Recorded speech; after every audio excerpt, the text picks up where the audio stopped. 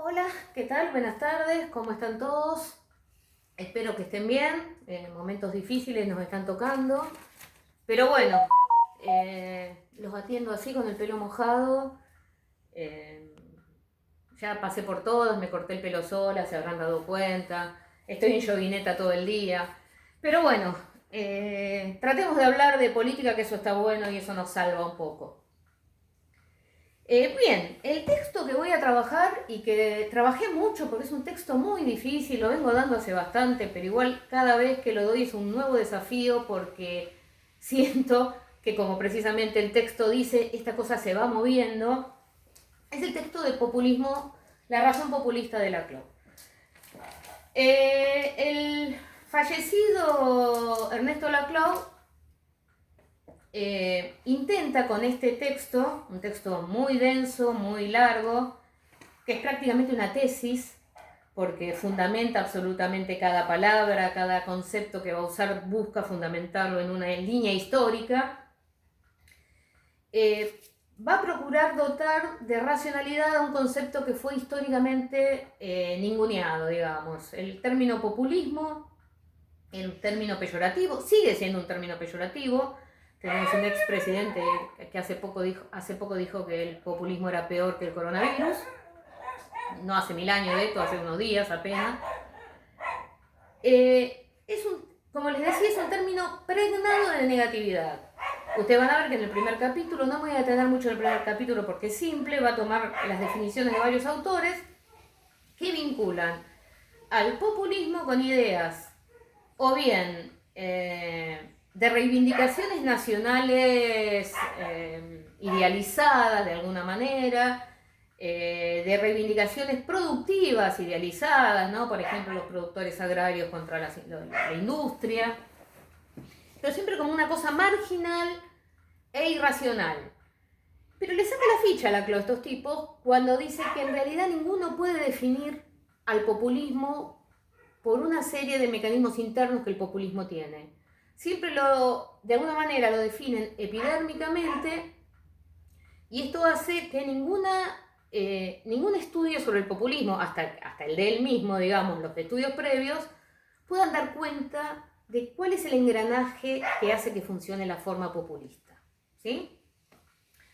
Yo tengo un ayudante que va a oficiar de alumno, porque esto es una que es psicoanalista y me ayuda a decodificar un poco esto, porque es una clase que es bastante difícil darle en un texto lineal, ¿no? Porque tiene como muchos entresijos.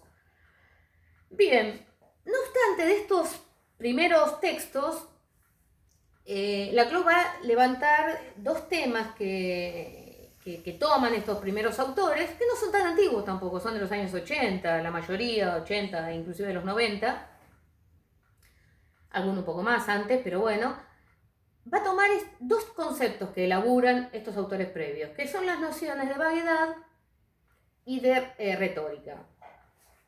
Bien, con respecto a la vaguedad, él la va a tomar para su propia definición y ahora empezamos a hablar de lo que dice Laclau del populismo, ¿no? La vaguedad, esta cosa vaga, inasible que mencionan los autores como algo peyorativo del populismo, para Laclau va a ser una de sus mejores perlas, digamos, ¿no? Porque la vaguedad, esto que se mueve, hace a la razón populista, ¿no? Él va a buscar la racionalidad. ¿Qué es esto que se mueve, que no sabemos bien qué es? Que no es como el marxismo o el clasicismo, que digamos que tiene un modelo progresivo de pasos hacia una sociedad idealizada, sino que funciona como a choripán, digamos, ¿no? Funciona a demanda inmediata. ¿Hay alguna racionalidad adentro de eso? Vamos a buscarla, ¿no? Decíamos, habla de la vaguedad y en segundo punto de la retórica. La retórica lo ven los autores previos y lo ven la mayoría de los autores, salvo los lingüistas y los psicoanalistas, ¿no? Por eso se va a valer de estos discursos Laclau. La retórica no es una cosa epifenoménica, o sea, no es una prótesis que uno le pone a un fenómeno, algo que sucede. La retórica es la anatomía de la política, es la anatomía de la cosa que sucede. ¿Me van siguiendo? Qué difícil es esto, supieran. Bien. ¿Qué es la demanda populista? Bien, acá deberíamos hacer una distinción entre lo que sería el modelo democrático, republicano, blanco, puro, ¿no? Como diría esta chica Pamela David, el modelo de las instituciones, con la diferencia con el modelo populista, que es peor que el coronavirus, según algunos, ¿no? ¿Qué es lo que hace, qué elemento incorpora la CLAU a esto? Incorpora el punto de vista libidinal, o sea, del deseo. Se supone que las instituciones democráticas están armadas para poner en una cajita cada cosa que la gente demanda. O sea, yo tengo un pibe, tengo un hijo, ponele, lo llevo al registro civil, lo inscribo, le dan un DNI, un nombre, se enferma, lo llevo a un hospital, o tengo una obra social, digamos. Las instituciones democráticas tienen como una especie de respuesta automática que entra por mesa de entrada, digamos, uno inicia un expediente, no un sello, y te acomoda en una cajita. Ahora bien, ¿cuál es la diferencia con el Estado, con la demanda populista? Que ahora vamos a ver, la vamos a llamar demanda equivalencial, pero ahora vamos a ir. ¿Cuál es la diferencia? Es que en la democracia, digamos, las demandas democráticas, las demandas institucionales mediatizadas por una institución, no tienen en cuenta el sobrante, digamos, aquello que no puede ser absorbido por la cuestión, digamos, institucional. Por ejemplo, la demanda de Ramona, lo voy a situar en esta situación actual, ¿no? Esta persona que tenía una deficiencia física, tenía un problema de salud y estaba en una villa donde había un montón de gente que no tenía agua. Eso no pudo ser captado por las instituciones, porque es un lugar donde las ambulancias no entran, donde hubo una AISA, no sé, hay un debate, yo no sé qué es verdad y qué no, pero AISA se escuda diciendo que había un pacto donde en realidad ahí solamente podían entrar los personajes del barrio. Bueno, cuestión es que hay una demanda que las instituciones no captan y esa persona fallece. ¿Por qué decimos que es una demanda que sobra? Porque hay demandas que no pueden ser canalizadas por las vías institucionales, ¿no? Bueno, los clásicos ejemplos que va a dar la CLAU, que ustedes los habrán visto ya, además seguramente este texto ya lo han leído, por ahí saben más del texto que yo, pero dice, bueno, la típica, vecinos que se organizan porque no hay agua en el barrio, porque no entran las ambulancias, porque hay un problema de racismo, porque hay un problema de violencia de género, porque hay un problema de inseguridad, bueno, lo que fuera. Son distintos objetivos que reúnen a distintas personas. Pero, y ahí vamos a lo que es la demanda equivalencial, entre esas demandas hay una suerte de similitud y de diferenciación, ¿no? Por eso decimos que hay equivalencias, no hay identidades. No es que la demanda es idéntica. Yo puedo pertenecer a un colectivo que demanda una determinada cosa que se puede articular con los otros por las similitudes, pero no necesariamente se suman, no necesariamente se abrochan, ¿sí? La cuestión en común más llamativa va a ser precisamente la ausencia de la posibilidad de resolución democrática de eso, no me refiero a autoritarismo con eso, sino a que lo pueda resolver digamos, las instituciones, la autoridad democrática, el intendente, los concejales, lo que fuere, ¿no? Los ejemplos que da la CLAU habitualmente son como de comunidades pequeñas, ¿no? Digamos, qué sé yo, pues un campesinado que se opone al glifosato, ¿no? Como pasa. Bien, ¿qué mantiene unido a eso? Eso lo mantiene unido una serie de cosas en común, pero un elemento formativo más que es muy importante para la CLAU, que es la formación de una barrera interna contra un enemigo externo, ¿no? Esto es obviamente discursivo y esto es muy importante también, se va engendrando progresivamente, ¿no? O sea, no son compartimentos estancos, no es que siempre va a haber esta misma demanda en este sector y el enemigo va a ser ese. Como arranqué diciéndoles desde el comienzo, todo esto es móvil. Y es móvil precisamente por un texto al que vamos a tratar de acercarnos ahora, que es la construcción del vacío, ¿no? Ustedes saben que para que algo entre, algo tiene que salir. Si nosotros tenemos todo cerrado y suturado, no podemos hacer política. No podemos hacer nada. O sea, permaneceríamos en unas de esas sociedades, ¿cómo se dice? Distópicas, ¿no? Donde todo es igual todos los días, porque no hay movilidad. Ahora, como hay faltas, como hay cosas que la política tradicional no resuelve, se va a armar esta cuestión del populismo. Bueno. ¿Por qué esto es así? ¿Por qué hay sectores... Perdón, ¿por qué minuto vamos, señora ayudante? 11. Me está haciendo corto el tiempo. Bien. ¿Por qué la CLO va a tomar herramientas del campo del psicoanálisis, puntualmente de Lacan, y va a tomar herramientas del campo de la semiología, va a tomar a Saussure y lo va a revisitar según lo revisita Lacan?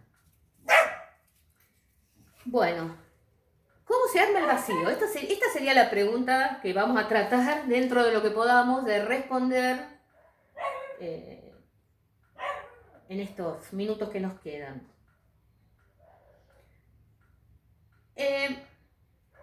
Lacan, ¿en qué rompe con Freud y con Saussure? En algún punto, porque ustedes saben que Lacan trabaja el famoso objeto A.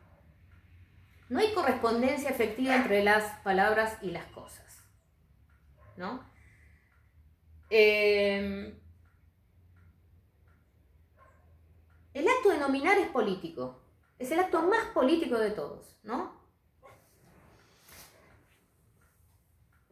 ¿Cuál es el lazo libidinal que nos une en el populismo, que une a los miembros de una comunidad, de una sociedad, en función de ese significante hegemónico que a la vez es un significante vacío? Digamos, la nominación es importante. Si yo digo viva Perón, este es el ejemplo que da Pablo Iglesias, si alguna vez lo vieron en el famoso video que dice que una mujer entra a un hospital por un pedido de salud pública o para pedir, ¿cómo se llama?, misoprostol o lo que fuera, y que la mujer ante una negativa de la institución dice viva Perón, ¿no? Ese viva Perón es un grito de rebeldía. ¿Qué quiere decir viva Perón? Qué problema, ¿no? Hay un montón de cosas que quieren decir viva Perón, pero sobre todo tiene que ver con el contexto y la puesta en juego con los otros significantes. Saussure, desde la lingüística clásica, asignaba, ¿no?, significante y significado, las dos caras de la misma moneda. Él usaba esta figura, ¿no? Las dos caras de la misma moneda. Pero también decía que, y esto lo va a tomar la CLO, que un significante se define también por defecto, digamos, por lo que no es. Entonces, en un discurso, si yo digo mesa, mesa es lo que no es gatito chino, no sé si se ve, pero no es... mesa es no gatito chino que mueve la mano, ¿no? ¿Se veía? Sí. Bueno, digo... yo les voy a mandar el dibujito porque este dibujito lo hice precisamente para después mostrárselo, pero calculo que no van a ver nada porque está en lápiz, ¿no? Digamos, para Saussure, el significante árbol significaba, o una imagen, ¿cómo se diría? Una imagen o una imagen auditiva, digamos, algo con un tronco, lo que dibujamos, ¿no?, cuando somos chiquitos, un tronquito. Aunque bueno, después sabemos que uno no rememora el árbol ese cuando uno dice árbol. De hecho, podemos decir muchas cosas cuando decimos árbol, ¿no? Bueno, esta barra, este dibujito que yo después le voy a mandar, Lacan desde el psicoanálisis lo rompe, ¿no? Por empezar, invierte la posición de los conceptos, ¿no? Pondría entonces el significante abajo. No, el significante lo manda arriba, con lo cual hay una primacía del significante. Exacto. Bueno, bien, acá un psicoanalista me ayudó, porque me estaba confundiendo. Claro. O sea, para Saussure, una cosa corresponde a un concepto, o una imagen corresponde a una palabra. Lacan lo que hace, por empezar, es invertirlo, ¿no? Las palabras, las cosas no tienen una palabra que se le asigna que está pegada, ¿no? Invierte, manda el significante arriba, con lo cual esa barra ya no es infranqueable, queda dinamizada, y lo saca del círculo. Es decir, que los significantes no están encerrados con un concepto, con una cosa, sino que los significantes empiezan a deslizar y su valor va a estar en relación con los otros significantes, ¿no? Es como vos decías, por ejemplo, Viva Perón en el 45 quería decir una cosa, quería decir algo.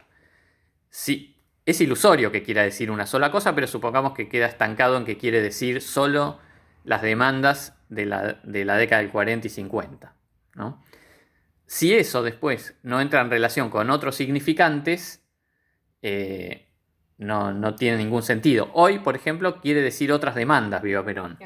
Bueno, y cobró vitalidad después del gobierno populista de los Kirchner, la palabra Viva Perón. Antes hablábamos con el licenciado que de haber, digamos, seguido el peronismo enrolado en un modelo neoliberal como fue el de Menem, muy probablemente hoy Viva Perón querría decir otra cosa, sería un discurso, digamos, De museo. de museo, de los viejos que se sientan a jugar a las bochas, ¿no? Y que se acuerdan, ¿no? El peronismo era el de antes, ¿no? Hoy ese Viva Perón quedó revitalizado. Hoy mis hijos les hacían milanesa, me decían Viva Perón, tipo, amo las milanesas, ¿no? Esta investidura libidinal, por un lado, está determinada por eso, pero a la vez apela precisamente porque está en confusión con otros significantes, ¿no? Como decía el compañero, bueno, decilo vos, ya que estás, lo de si hubiera persistido el alfonsinismo o el radicalismo, si ustedes quieren, en términos más amplios, como movimiento popular, y no hubiera quedado en un lugar bastante incómodo de la historia, hoy probablemente sería decir otra cosa, Unión Cívica Radical. O sea, yo veo el escudito de la Unión Cívica Radical y lo decodifico distinto de lo que lo decodificaba en los 80. Claro. ¿No? O alguien hoy dice, vos sos radical, no, soy alfonsinista, ¿no? Esa diferenciación, ya empieza a haber un juego de significantes donde el significante Viva Perón también cobra otra dinámica. Por ejemplo, que haya quedado el significante UCR como una pieza de museo muerta, le da otro tono al Viva Perón, ¿no? Exactamente. Si hoy el símbolo UCR fuera sinónimo de alfonsinismo, quizás Viva Perón a su vez quisiera decir otra cosa, ¿no? Es como, ¿puedo decirlo del ejemplo de Bobby Flores que te decía ayer? Totalmente. Por ejemplo, Bobby Flores una vez dijo una cosa que es muy interesante, que es Perdón, no estamos violando la cuarentena, somos pareja, Sí, vivimos sí. juntos, se les Claro. aviso, porque no es que Claro. no es un acto irresponsable Bobby Flores dijo una cosa que es muy interesante una vez, que es, ¿qué serían los Beatles hoy para nosotros si los dos que estuvieran vivos fueran John y George y no Paul y Ringo? No es que sería mejor los Beatles o peor, pero sería otra cosa. Lo que hoy el significante de los Beatles sería otra cosa porque está en relación con otros significantes, ¿no? Está en relación con, por ejemplo, los significantes de los que están vivos, los conciertos de Paul McCartney. Es decir, Beatles no responde a una cosa, no es un concepto que está adherido a una cosa. Podría haber quedado como si se morían los cuatro, una pieza de Bien. museo, ¿no? Nada responde a una cosa. Ahí me quería detener. Todo es como una especie de roce y el significante vuela, ¿no? Y árbol deja de ser el dibujito que hacemos cuando hacemos un test de trabajo y empieza a ser otras cosas. Árbol genealógico, el árbol amenazado, incendiado en Australia, digamos. Empieza a tener otros significados. Bueno, en el texto lo habrán visto como nominan a Bush, ¿no? El hombre que invadió Irak, pero también es el hombre que era alcohólico y dejó de serlo, ¿no? Este juego, que es un juego libidinal, pasa y lo va a trabajar, y acá sí te voy a pedir más ayuda que nunca, Sí. que es por esta... bueno, está claro que esa palabra que puede ser o esa frase sintagmática, ¿no? Que puede ser Viva Significante. Perón, el significante, Bueno, no, pero que agrupa a las demandas populistas, digamos, ¿no? Ujú. Puede ser fuera yanquis, ¿no? Puede ser con la democracia se come, se cura y se educa. Puede ser... Braden o Perón. Bueno, Braden o Perón. Vean qué brillante fue esta maniobra discursiva, ¿no? ¿Qué significa Braden o Perón? La famosa, ¿cómo se dice? Consigna que usó Perón para ganar las elecciones. ¿Braden qué significa ahí? Significa todo lo que está mal.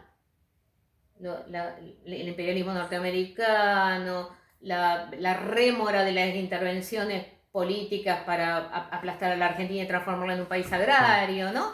Bueno, todo eso está simbolizado en la palabra Braden. Está bueno el significante todo lo que está bien que se usa ahora, ¿no? Como cadena equivalencial. Claro, mira, lo dije sin querer, pero... Porque todo lo que está bien arma un campo Claro. frente a todo lo que está mal, ¿no? Bueno, voy a ir Sí. apurando un poquito las cosas porque... ¿Cuántos minutos 21 vamos? vamos. Uy, la pucha, no, que después no lo puedo subir, sino...